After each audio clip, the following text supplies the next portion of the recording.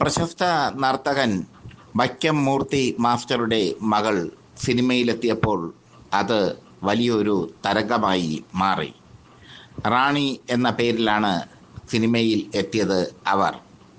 ഇതിലേ വന്നവർ ആദ്യ ചിത്രം അഗ്നിശരത്തിൽ ജയൻ്റെ അനുജത്തിയായി അഭിനയിച്ചു. ഇടവേള എന്ന ചിത്രത്തിലൂടെ അവർ റാണി എന്ന സ്വന്തം പേര് മാറ്റി നളിനി എന്നാക്കി മാറ്റി. പിന്നീട് ഒരു മാടപ്രാവിൻ്റെ കഥ എന്ന ചിത്രം, അതിനുശേഷം ഇറങ്ങിയ ലേഖയുടെ മരണം ഒരു ഫ്ലാഷ് ബാക്ക് എന്ന ചിത്രമാണ് നളിനിക്ക് ബ്രേക്കായി മാറിയത്. പ്രശസ്ത നടി ശോഭയുടെ മരണത്തെ ആസ്പദമാക്കി കെ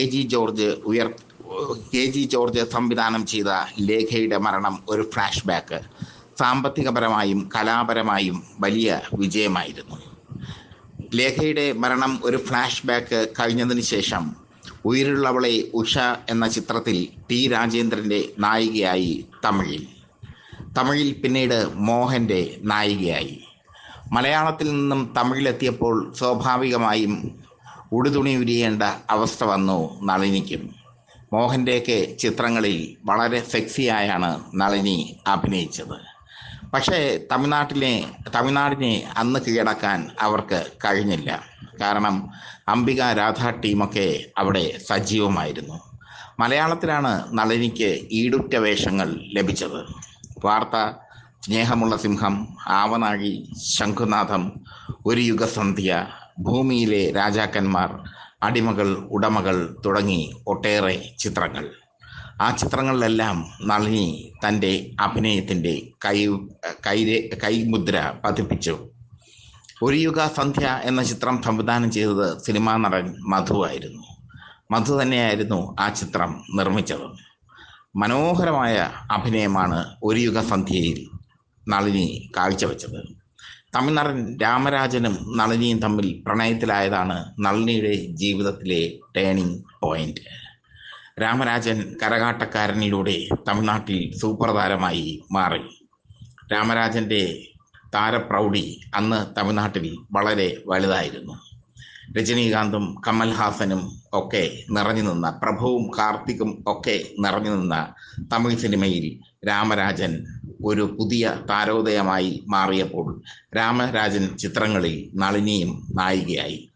അങ്ങനെ രാമരാജനുമായി പ്രണയം.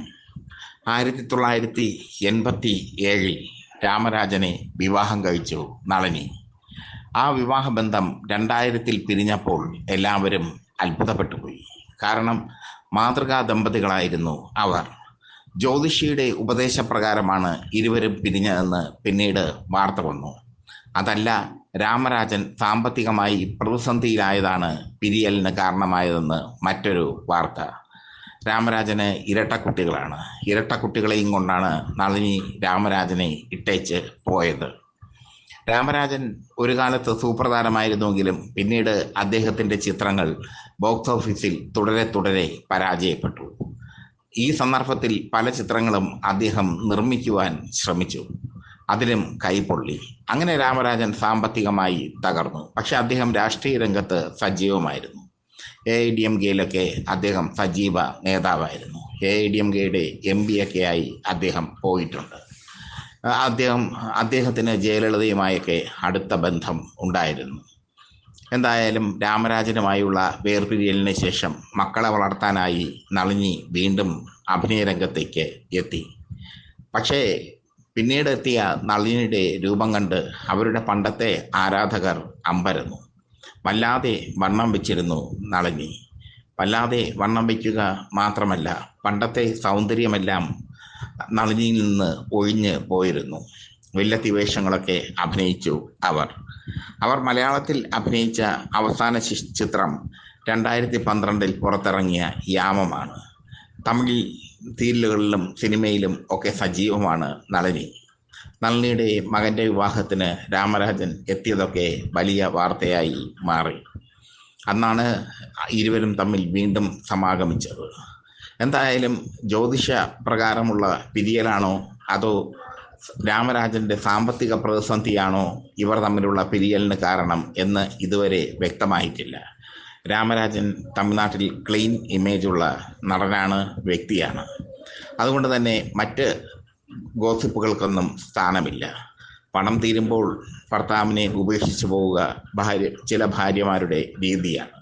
അത് നളിനി ചെയ്ത് കാണും. അല്ലെങ്കിൽ ഏതെങ്കിലും ജ്യോതിഷിയെ കണ്ണടച്ച് വിശ്വസിച്ച് കാണും രാമരാജനും നളിനിയും.